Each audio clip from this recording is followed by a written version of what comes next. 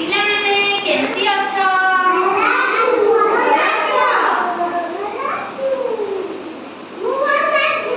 ଆଚ୍ଛା ତୁମେ ଆଜି କଣ ଖାଇକି ଘରକୁ ଆସିଛ?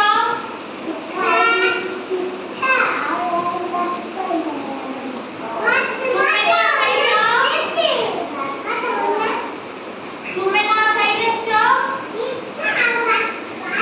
ହଉ ଠିକ ଅଛି। ଆଚ୍ଛା ଆମେ ଆଜି ଗୋଟେ ନୂଆ କଥାଟେ ଜାଣିବା ହେଲା।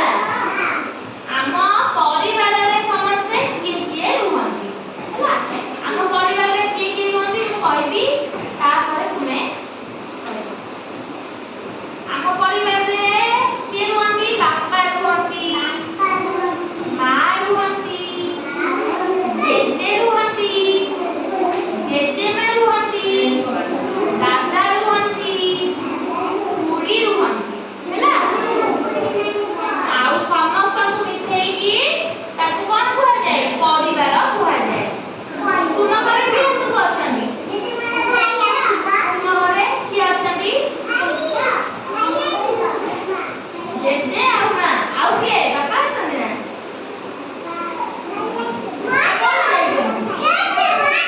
ହଉ ବାପା ରୁହନ୍ତି, ଯେତେବେଳେ ଚାକିରିରୁ ଆସନ୍ତି ଘରେ ରୁହନ୍ତି ନା?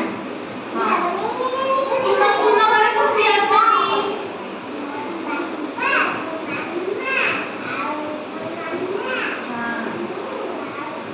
ତାକୁ କଣ କୁହାଯାଏ? ପରିବାର କୁହାଯାଏ ହେଲା।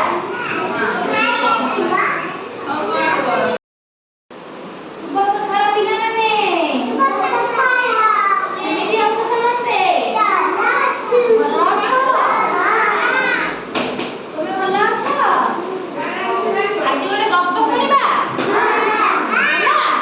ଗପଟିରେ ଗୋଟେ ବାଘ ଅଛି ଆଉ ଗୋଟେ ଗାଈ ଅଛି ହେଲା। ଗାଈର ନାଁ କଣ? ବଉଳା। ବଉଳା ଗାଈ। ଶୁଣିବ? ଆରମ୍ଭ କରିବା। ମନ ଦେଇକି ସମସ୍ତେ ଶୁଣିବ ହେଲା। ହଁ ନା ପଛରେ କହିବନି, ଖାଲି ଶୁଣିବ ହେଲା। ଆରମ୍ଭ କରିବା। ଗୋଟିଏ ବଉଳା ଗାଈଟିଏ ଥିଲା ହେଲା। ସେ ସବୁଦିନ ଜଙ୍ଗଲକୁ ଘାସ କରିବାକୁ ଯାଏ। ଦିନେ କଣ ହେଲା ନା, ଗୋଟେ ବଡ ବାଘ ଆସିକି ବଉଳା ଗାଈକୁ କହିଲା, ମୁଁ ତତେ ଖାଇବି ହେଲା। ବଉଳା ଗାଈ ଡରିଗଲା, ଡରିକି କହିଲା ମତେ ଖାଅ ନାହିଁ, ମୋର ଗୋଟେ କୁନି ବାଛୁରୀଟେ ଅଛି ହେଲା। ତାର ଘରେ ଗୋଟେ କୁନି ବାଛୁରୀଟେ ଅଛି। କୁନି ବାଛୁରୀ ତାର କ୍ଷୀର ଖାଏ।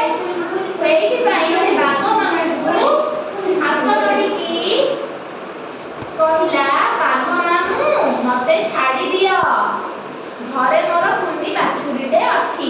ମୁଁ ତାକୁ କ୍ଷୀର ଦେଇକି ଆସିଲା ପରେ ତାପରେ ତୁମେ ମତେ ଖାଇଦବ ହେଲା।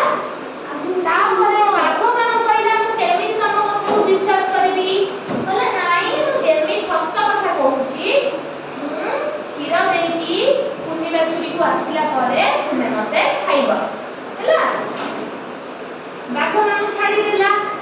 ବଉଳା ଗାଈ ସେଠୁ ତା ଘରକୁ ଗଲା, କୁନି ବାଛୁରୀକୁ କ୍ଷୀର ଦେଲା।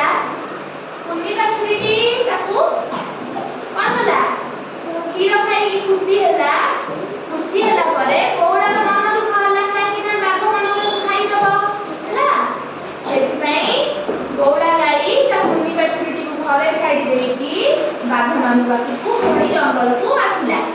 ଜଙ୍ଗଲକୁ ଆସିଲା ପରେ ବାଘ ମାନଙ୍କୁ କହିଲା, ଏବେ ମତେ ଖାଇଦିଅ। ବାଘ ମାନଙ୍କୁ ଆଶ୍ଚର୍ଯ୍ୟ ହେଇଗଲା, କହିଲା ସତରେ ତୁମେ ତୁମ କଥା ରକ୍ଷା କରିକି ଏଠିକି ଆସିଲ ମୋ ପାଖକୁ? ତାହେଲେ ମୁଁ ତୁମକୁ ଛାଡ଼ି ଦଉଛି। ସେଇଠୁ କଣ ବଉଳା ଗାଈ କଣ କଲା ନା, ଖୁସି ମନରେ ତା ଘରକୁ ଫେରିଗଲା। ଏଇଥିରୁ ଆମେ କଣ ଶିଖିଲେ? ସବୁବେଳେ ସତ କଥା କହିବା ହେଲା। ମିଛ